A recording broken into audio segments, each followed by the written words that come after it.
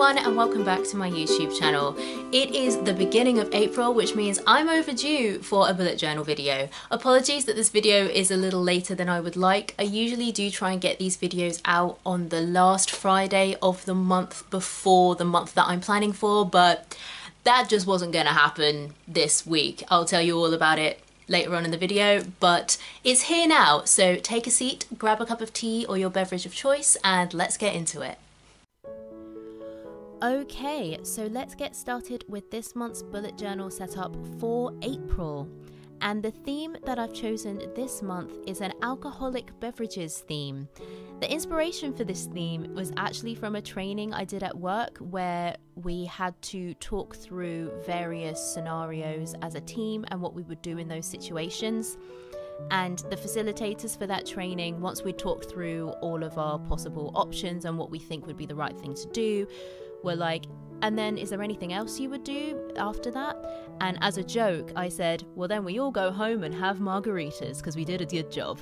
And everyone found it really funny, and it became a little bit of a in-joke between me and one of my co-workers. So that was the inspiration for this theme. I hope you enjoy it. What's your beverage of choice, alcoholic or non? Let me know in the comments.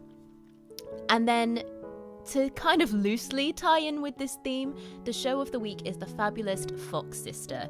This is actually a new musical that I saw a live stream of either last year or earlier this year. I can't remember exactly when. And it's not actually about alcohol at all. It's about one of the Fox sisters, which were these three sisters who kind of started the spiritualism movement in the 19th century because they pretended that they could talk to ghosts.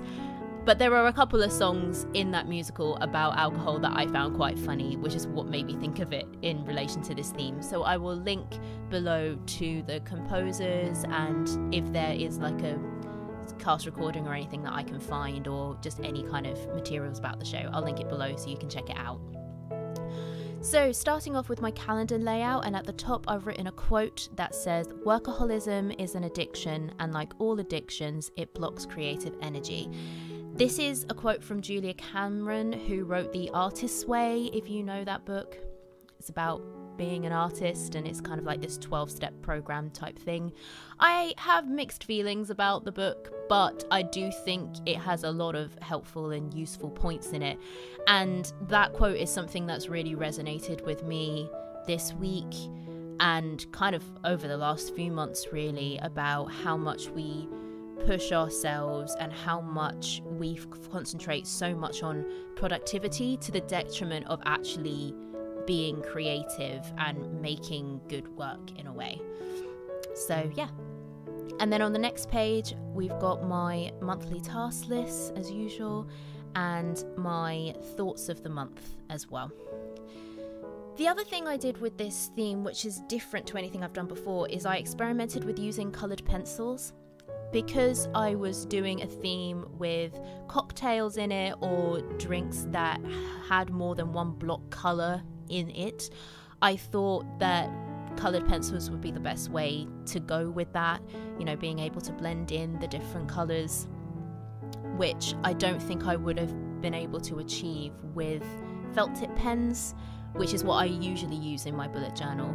I was also aware that I've had quite a few monochromatic spreads the last few months, so I did want to incorporate some colour, and I do really like the way it turned out actually with the coloured pencils. I know that coloured pencils can be quite a tricky medium, especially when you're kind of doing rough guidelines with pencil and then rubbing them out and then colouring over that in coloured pencil. It can sometimes be awkward. But yeah, I really liked how it turned out. Oh, I did actually use coloured pencil for my Harry Potter theme, actually. I did use coloured pencils for that, but I don't tend to use coloured pencils.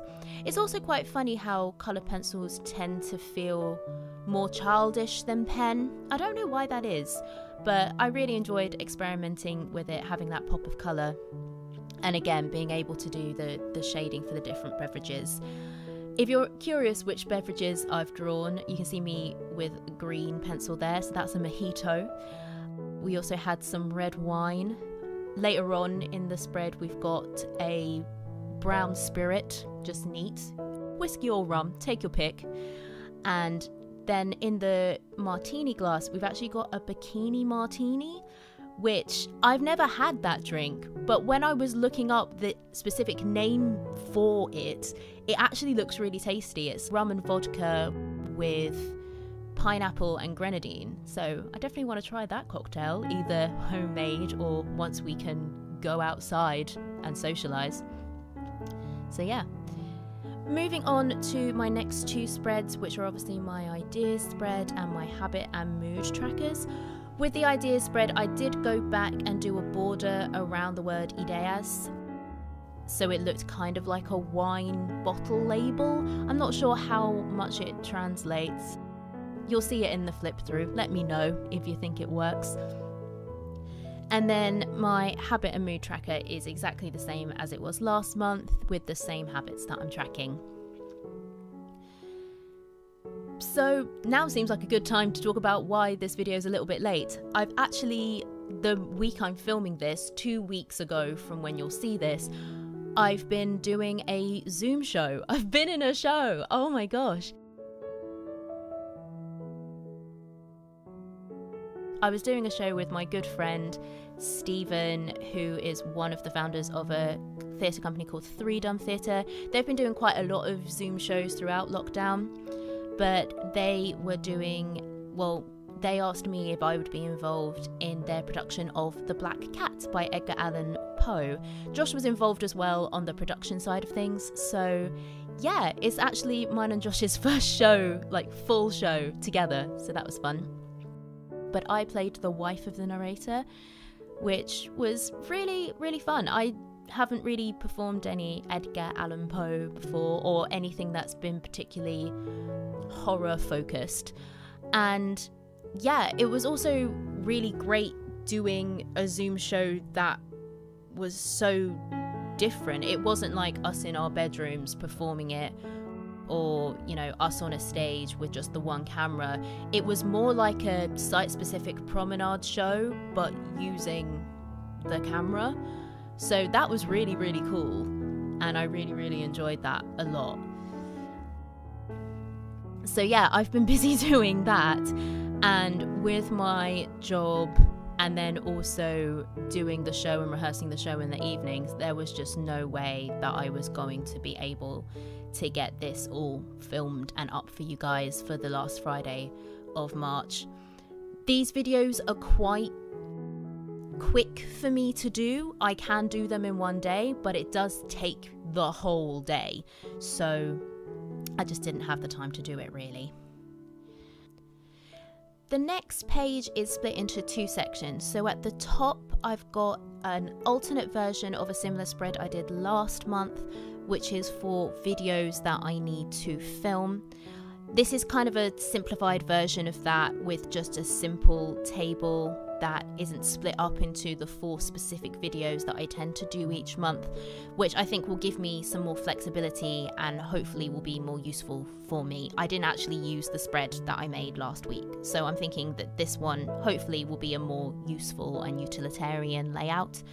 So there's just 4 columns, so video, which is the type of video, the month that I'm gonna upload it, so, or the date I'm gonna upload it, whether I've filmed it and whether I've edited it.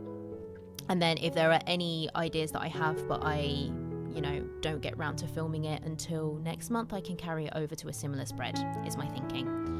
And then at the bottom of the page, I've got my theatre task list.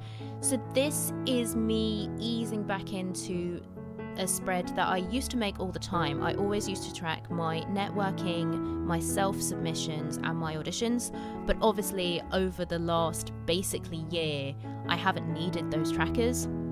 So this is kind of a simplified version of that. So the main sections are contactos, which is a short way of saying networking because the Spanish translation of networking is too long. And proyectos, which is projects, so that'll be for personal projects that I'm doing that are theatre related.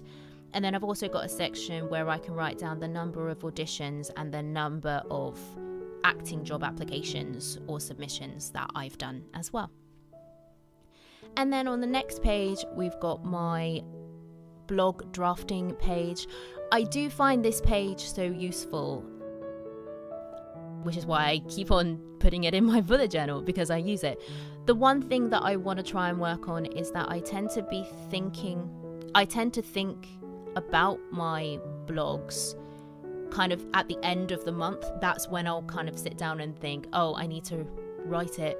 What am I going to do? Whereas even if I don't settle exactly on what the blog is going to be until later on in the month, I do want to try and get into the habit of thinking about what the blog might be sooner. So that's something that I'm definitely going to work on for this month, and see if I can do that without the prompting of a spread, but it might be something that I might want to tweak this spread or add a spread for that.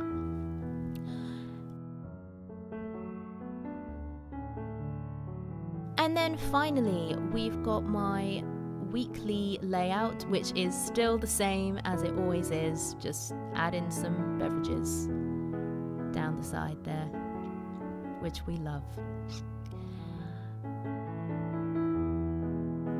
I just don't see any point in fixing this for the minute, because, you know, it's all I need for the time being.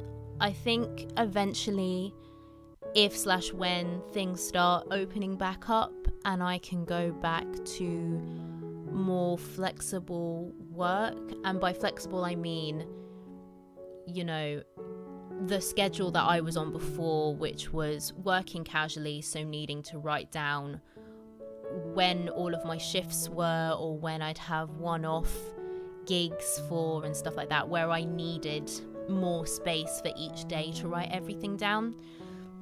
At some point, I can imagine, whether it's this year or next year, needing to go back to that.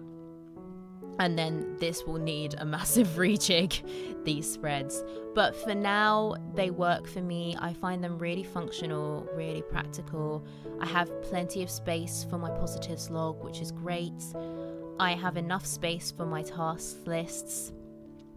And they just really, it's a spread that really, really works for me. And I find it really useful. I also kind of like the limited space for each day, simply because I find that it prevents me from overburdening myself each day with tasks, because there isn't the space to write down everything under the sun to try and do in one day.